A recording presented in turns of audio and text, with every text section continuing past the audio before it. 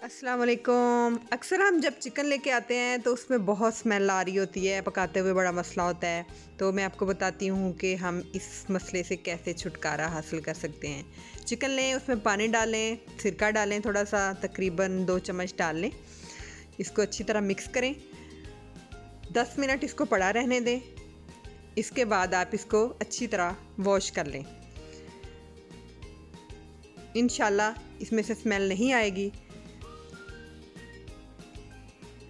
ये देखिए मैंने अच्छी तरह इसे वॉश कर लिया है।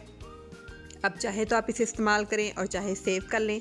मैं तो इसको सेव कर रही हूँ। उम्मीद है कि आपको मेरी वीडियो पसंद आई होगी और आप ज़्यादा दिनों तक इसे इस्तेमाल कर सकते हैं और स्मेल भी नहीं आएगी इंशाल्लाह।